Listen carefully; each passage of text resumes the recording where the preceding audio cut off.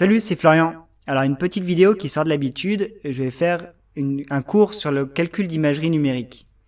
Cette vidéo est plutôt faite pour les artistes, mais je pense qu'elle pourra satisfaire la curiosité de tout un chacun.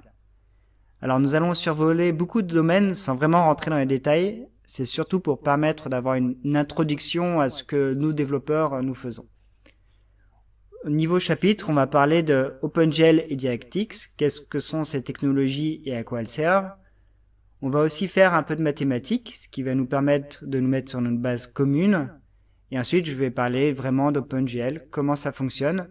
Et le dernier chapitre sera réservé sur les performances. Alors, on entend souvent parler de OpenGL et DirectX, mais à quoi ça sert? Est-ce vraiment essentiel? Et pour expliquer ça, je vais revenir à une relique du jeu vidéo qui est Doom. Doom, comme vous le savez peut-être, a été développé dans les années 90. Et à l'époque, il était basé uniquement sur le CPU, c'est-à-dire le microprocesseur de votre unité centrale. Le problème, c'est que le CPU a deux défauts. Le premier, c'est qu'il n'est pas bon en maths, ou sans exagérer, il n'est pas optimisé pour ça.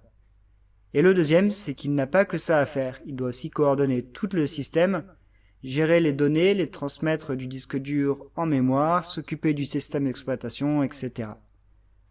Donc c'est à la suite de ça que s'est popularisé les cartes accélératrices 3D, permettant de déléguer une partie des calculs mathématiques à un deuxième microprocesseur, le GPU, qui lui par contre est optimisé pour les mathématiques.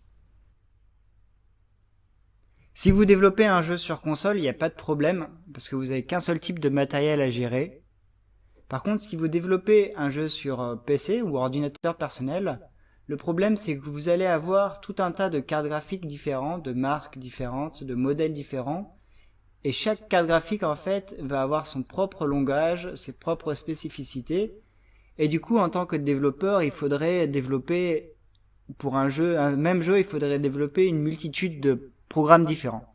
Donc pour résoudre ce problème-là, OpenGL, notamment, et DirectX, ont développé une sorte de protocole, une sorte d'interface, qui va se placer entre le développeur et les cartes graphiques.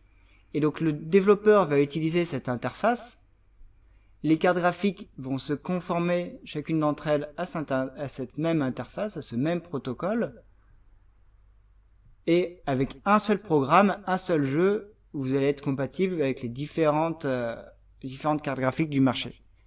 Voilà le gros avantage d'OpenGL et DirectX.